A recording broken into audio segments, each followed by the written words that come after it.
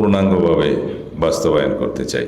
আমাদের স্বপ্নকে আমরা বাস্তবায়ন করতে চাই।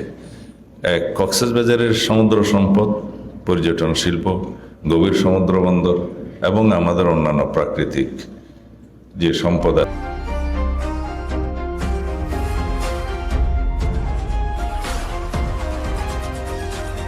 কক্সবাজারকে ঘিরে যে ন্যাশনাল এবং ইন্টারন্যাশনাল ট্যুরিজম হাব তৈরি করার যে আমাদের পরিকল্পনা, সেটা আমরা সেখানে বিস্তারিত আলাপ করেছি এবং আমাদের পরামর্শগুলো আমরা দিয়েছি।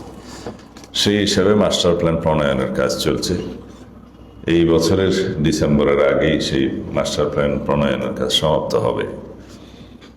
আমরা সেটা সরকারি পর্যায়ে অনুমোদন করলে কক্সবাজার উন্নয়নের জন্য যে সমস্ত বাধাগুলো আমরা সামনে দেখেছি সেগুলোর একটা সমাধান হবে।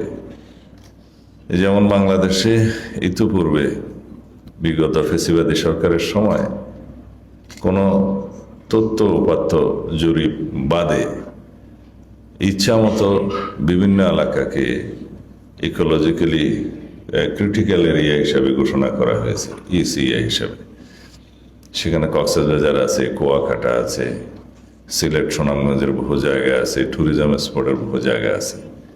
সেখানে যৌক্তিকভাবে যেগুলো ট্যুরিজম স্পট হিসাবে আমাদেরকে সংরক্ষিত রাখতে হবে, সেখানে কিছু বিধিনিষেধ আরোপ করা যায়। আর কক্সবাজারের সমুদ্র সৈকত, মেরিন ড্রাইভ রোডের আশেপাশে ইকোলজিক্যাল ক্রিটিক্যাল এরিয়া হিসাবে যে গেজেট নোটিফিকেশন বা ঘোষণা করা হয়েছে এবং আদালতেরও কিছু এখানে নির্দেশনা আছে, এগুলো আমরা আবার জরিপ ভিত্তিক, তথ্যভিত্তিক, প্রকৃত অবস্থা বিবেচনা করে ট্যুরিজমের বিকাশের জন্য বিষয়টা গুরুত্ব দিয়ে পুনর্বিবেচনা করার নির্দেশনা দিয়েছি আমরা। অর্থাৎ মেরিন ড্রাইভ রোডের দুই পাশে 300 না 500 মিটারের মধ্যে যে বিভিন্ন এলাকায় কোনো জরিপ ব্যতি রেখে, কোনো তথ্য ব্যতি রেখে ইচ্ছাকৃতভাবে যে ইকোলজিক্যালি ক্রিটিক্যাল এরিয়া ঘোষণা করা হয়েছে, তাতে করে সারা বিশ্বের মধ্যে গুরুত্বপূর্ণ এই পর্যটন এরিয়ার কোনো বিকাশ হয়নি এবং এটা যাতে বিকশিত না হতে পারে সেই জন্য কোনো পরিকল্পনা ছিল কিনা জানি না। সেই বাধা আমরা দূর করতে চাই। আন্তর্জাতিকভাবে পৃথিবীর বিভিন্ন স্থানে আমরা ট্যুরিজমের জন্য বিখ্যাত যে শহরগুলো আছে, যে সি বিচগুলো আছে, প্রয়োজনে সেগুলো আমরা স্টাডি করব, সেই পরামর্শ আমরা দিয়েছি। সেখানে যেভাবে পর্যটনের বিকাশের জন্য বিভিন্ন বিষয়াবলী ধারণ করা হয়েছে এবং সমুদ্রের এই সি বিচের উপর দিয়ে যে ওয়াকিং স্টেজের মতো করা হয়, উডেন ফ্লোর, সেগুলো করা এবং এটাকে কী বলে, সমুদ্রের মধ্যে যে যায় পিয়ার্স নির্মাণ করা, হেলিকপ্টার ল্যান্ডিংয়ের মতো প্ল্যাটফর্ম করা, এগুলো আমি পৃথিবীর বিভিন্ন দেশে দেখেছি। আটলান্টা সিটিতে আছে, বিভিন্ন পাতায়া বিচে আছে, আরও বিভিন্ন শহরে বিখ্যাত সি বিচ যেখানে আছে সেখানে আছে। সেই মডেলগুলো আমাদেরকে ফলো করতে হবে। আমাদের মনে রাখতে হবে রব্বুল আলামিন প্রকৃতিগতভাবে আমাদেরকে একটা কক্সবাজার দিয়েছে, আমাদেরকে গভীর সমুদ্র বন্দর করার মতো জায়গা দিয়েছে। সেগুলো সব কক্সবাজারের সীমানার মধ্যে। এটা আল্লাহর অশেষ রহমত। 100 কিলোমিটারেরও বেশি longest, widest, Sandy, virgin sea beach দিয়েছে, সেটা কক্সবাজারেই আছে। এটাকে আমাদের এক্সপ্লোর করতে হবে। এখানকার পর্যটন সম্ভাবনাকে আমরা পূর্ণাঙ্গভাবে বাস্তবায়ন করতে চাই। আমাদের স্বপ্নকে আমরা বাস্তবায়ন করতে চাই। এক, কক্সবাজারের সমুদ্র সম্পদ, পর্যটন শিল্প, গভীর সমুদ্র বন্দর এবং আমাদের অন্যান্য প্রাকৃতিক যে সম্পদ আছে, এগুলো আহরণ করলে বাংলাদেশে রাষ্ট্র হিসাবে বিশাল একটি রাজস্ব শুধুমাত্র কক্সবাজার থেকে আহরণ করা সম্ভব। বাংলাদেশে অন্য যে কোনো এলাকার চাইতে প্রকৃতিগতভাবে বাংলাদেশ অনেক বেশি ধনী এলাকা। প্রকৃতি আমাদেরকে তাই দিয়েছে। আমরা গভীর সমুদ্রে এখন গ্যাস অনুসন্ধানের জন্য অনুমতি দিচ্ছি। গভীর সমুদ্রের সমস্ত সামুদ্রিক সম্পদ আহরণের আমরা প্রচেষ্টা নেব।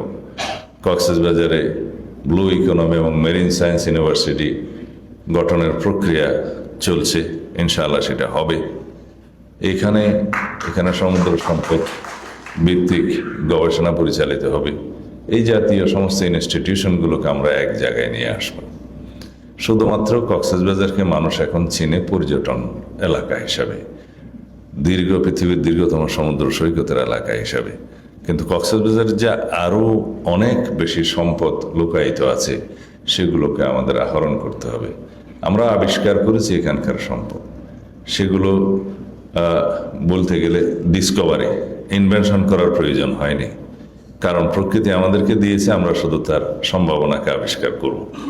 সে আবিষ্কার করার মধ্য দিয়ে আমাদের পরবর্তী প্রজন্মের জন্য আমরা একটি অর্থনৈতিকভাবে সমৃদ্ধশালী বাংলাদেশ রেখে যেতে চাই। এটাই হচ্ছে আমাদের প্ল্যান, আমাদের পরিকল্পনা আছে। বর্তমান সরকার, বিএনপির সরকার, আমাদের নেতা মাননীয় প্রধানমন্ত্রী তারেক রহমানের সরকার, উই হ্যাভ এ প্ল্যান, এবং আমরা সেই প্ল্যান বাস্তবায়ন করবো ইনশাআল্লাহ। সেখানে আপনাদের সবার সহযোগিতা প্রয়োজন। আমি কর্মকর্তাবৃন্দ আপনাদের সবার কাছে বিনীত অনুরোধ করব, কক্সবাজার উন্নয়ন কর্তৃপক্ষের কাছে অনুরোধ করব, আপনারা শুধু স্ট্রাকচার নির্মাণের জন্য, অবকাঠামো নির্মাণের জন্য মনোযোগ দিবেন না। প্রকৃতিকে সংরক্ষণ করে আপনারা ট্যুরিজমকে ডেভেলপ করার চেষ্টা করবেন। যে সমস্ত জায়গায় প্রকৃতিকে বিনষ্ট করে আপনারা শুধু কংক্রিটের জঙ্গল বানানোর পরিকল্পনা করবেন, সেটা কিন্তু হিতে বিপরীত হতে পারে। সেজন্য আমরা একটা পরিকল্পনা গত মিটিংয়ে নিয়েছি, সেটা হচ্ছে বিভিন্ন জায়গায় আমরা প্রকৃতিকে সংরক্ষণ করে রিসোর্ট বানাবো। সেখানে কোনো বিশাল অবকাঠামো হবে না, সেখানে প্রকৃতি ঠিক থাকবে, রিসোর্ট হবে, পার্ক হবে, বিভিন্ন রকমের সিঙ্গাপুরের মতো যেমন ন্যাচারাল পার্ক, মিউজিয়াম ইত্যাদি হবে। তো এগুলো আমাদেরকে চিন্তা করতে হবে। যেমন আমাদের দুলহাজারাতে ন্যাচারাল পার্ক আছে, এটাকে কি পার্ক বলে? Safari park. সাফারি পার্কের আদলে এখানেও কিছু একটা করা যায় প্রকৃতিকে সংরক্ষণ রেখে, যাতে টুরিস্টরা এখানে আকৃষ্ট হয়ে যায়। শুধু বিল্ডিং বানানো, উঁচু উঁচু বিল্ডিং বানানো কোনো ট্যুরিজম হতে পারে না। আমরা সি বিচকে এমনভাবে সংরক্ষণ করব যাতে ওখানে কাঠের পাটাতনের উপরে মানুষ হাঁটতে পারে, বিচে নামতে পারে, পিয়ার্সে যেতে পারে, বিভিন্ন রকমের পর্যটনের ওয়াটার স্কেটিংয়ের মতো বিভিন্ন বিষয় এখানে ডেভেলপ হতে পারে। বিচ শুধু এক জায়গায় থাকবে না, লাবণী, কলাতলি আর ইনানিতে থাকবে না, সমগ্র 100 কিলোমিটার জুড়েই বিচে সমস্ত কর্মকাণ্ড হতে হবে। এখানে বাণিজ্যিক উদ্দেশ্য চাইতে আমাদেরকে পৃথিবীব্যাপী পর্যটনকে, যাতে পর্যটকদের এখানে আমরা আকৃষ্ট করতে পারি, সেরকম কর্মকাণ্ড করতে হবে। সুতরাং আমাদের বাংলাদেশের মধ্যে একটি কক্সবাজার আছে, এটা নিয়ে যেন আমরা সমগ্র জাতি গর্ববোধ করতে পারি, সেভাবে কক্সবাজারকে সাজাতে হবে। কক্সবাজার পৃথিবীর সব জায়গায় নেই। পৃথিবীর কোনো দেশে আমি অনেক জায়গায় সি বিচ দেখেছি, আর্টিফিশিয়ালি সি বিচ বানাতে হয়েছে তাদের। লঙ্কাউইতে আর্টিফিশিয়ালি বানানো হয়েছে, মালয়েশিয়াতে বিভিন্ন জায়গায় কঙ্করাস্তীর্ণ সি বিচ বানানো হয়েছে। বাট রব্বুল আলমিন আমাদেরকে এমন সি বিচ দিয়েছেন যেটা সবচেয়ে widest and Sandy sea beach, যেখানে কোনো আর্টিফিশিয়াল কিছু বানাতে হবে না। সেরকম একটা ভার্জিন সি বিচ এখনো পর্যন্ত আমাদের রয়েছে। এইটার কে আমরা সমস্ত সম্ভাবনাকে আমাদের কাজে লাগাতে হবে। আমি এই কথা বলে আজকের এই মাস্টার প্ল্যানটা যাতে খুব শীঘ্রই আমরা সম্পন্ন করতে পারি, সেই আহ্বান জানিয়ে ককের স্বপ্নচূড়া আবাসিক এলাকার শুভ উদ্বোধন ঘোষণা করলাম।